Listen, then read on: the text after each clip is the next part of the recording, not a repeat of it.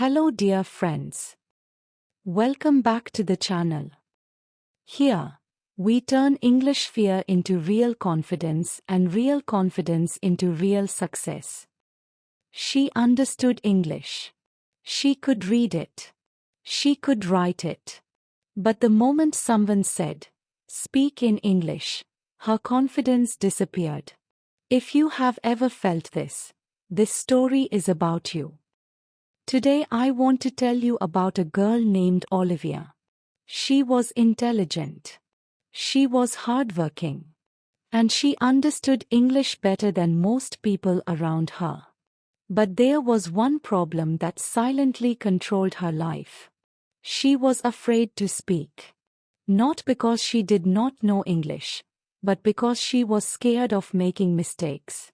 And that fear slowly started affecting her confidence, her opportunities, and even the way she saw herself. The invisible fear. Olivia was not bad at English. In fact, she was good. During lectures, she understood every sentence the teacher spoke. When she watched English videos online, she followed the conversation easily. She could even write essays without much difficulty. On paper, she looked confident. Inside, she was struggling. In her college classroom, she always chose a seat where she would not attract attention. Not too close to the teacher, not too far. Somewhere safe. When questions were asked in English, she often knew the answer before anyone else. Her mind would form the sentence clearly. She would even repeat it silently to herself. But when it was time to raise her hand, her heart started beating faster. A small voice inside her head would say, "What if you pronounce it wrong? What if they laugh? What if you forget the words?" Because of that voice, she stayed quiet. Her classmates started assuming she was weak in English. Some of them even spoke over her in group discussions. She wanted to speak. She wanted to express her ideas. But the fear of making a small mistake felt bigger than her desire to grow. Every time she remained silent, her confidence reduced a little more. At home, it was different. In her room, alone, she spoke English fluently while looking in the mirror. She practiced introducing herself. She practiced answering interview questions. She sounded confident when no one was watching. But the moment real people stood in front of her, everything changed. Her throat felt dry. Her sentences broke. Simple words felt complicated. One day, during a class presentation, her name was called unexpectedly. She stood up slowly. Her hands were shaking. She tried to start with, "Good morning, everyone." Even that felt heavy. She forgot a line she had prepared. A few students smiled. Someone whispered something. It was not even serious, but for Olivia, it felt like a public failure. That day, she went home and thought, "Maybe I am just not meant to speak in English." And without realizing it, she started limiting herself. She avoided speaking opportunities. She avoided group discussions. She avoided situations where she might be asked to talk in English.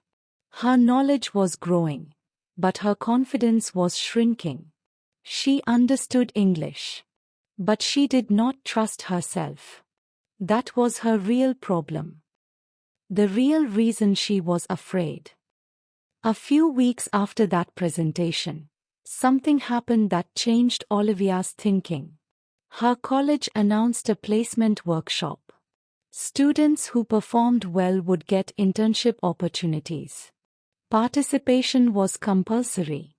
And most activities were going to be in English. For Olivia, this was not exciting. It was terrifying. On the first day of the workshop, The trainer asked everyone to introduce themselves in English with confidence. One by one, students stood up and spoke. Some made mistakes. Some paused. Some laughed at themselves and continued. The world did not end for them. Nobody stopped them. Nobody humiliated them. When it was Olivia's turn, the same familiar reaction happened. Her heart started racing.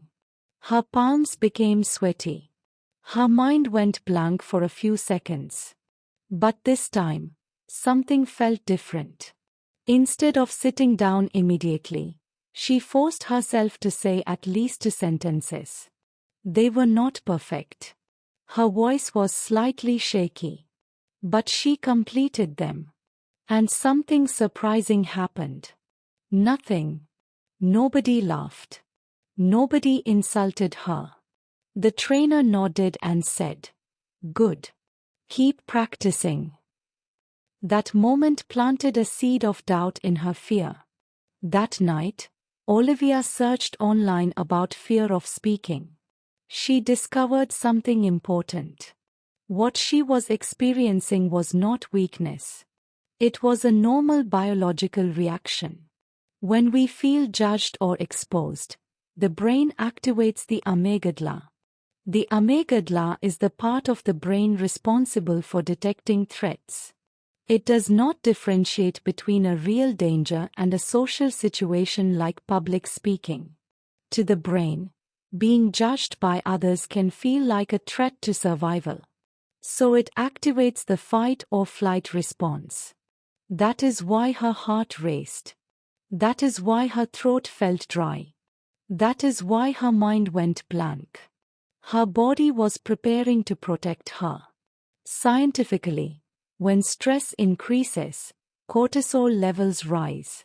High cortisol can temporarily reduce access to the prefrontal cortex, which is responsible for logical thinking and sentence formation.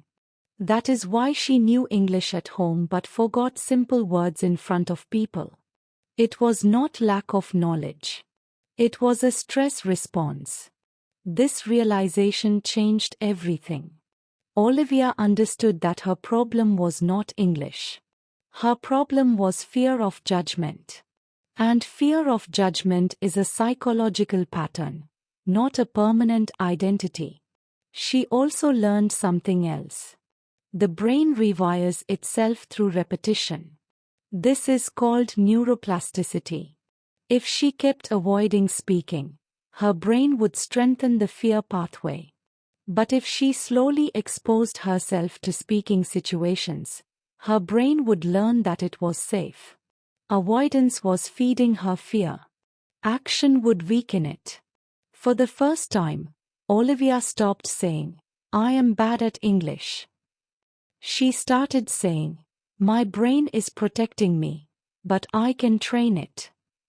That shift in thinking became the beginning of her transformation. The method that changed everything. After understanding that her fear was a brain response and not a language problem, Olivia made a simple decision. She would stop running away. But she would also stop forcing herself into extreme situations. Instead, she decided to train her brain step by step. She started with something very small. Every morning, she recorded herself speaking in English for 2 minutes. Not for social media. Not to send anyone. Just for herself. At first, she felt uncomfortable hearing her own voice. She noticed mistakes. She noticed pauses. But instead of judging herself, she listened like a teacher. Calm. Observing. Improving. Within 1 week, something interesting happened. Her sentences became smoother. Why? Because repetition reduces uncertainty. The brain loves familiarity. When something feels familiar, the amygdala reacts less. The fear response slowly decreases. Then she moved to step 2.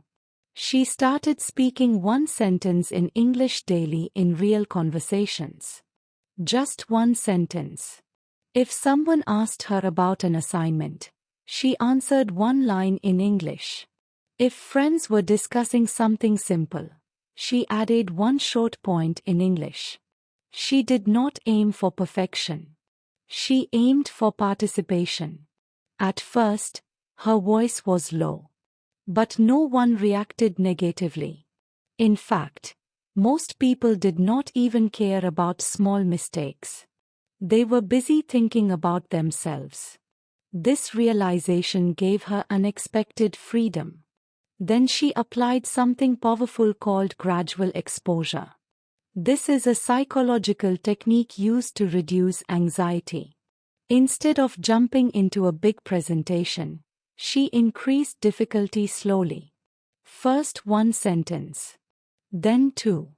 Then small group discussions.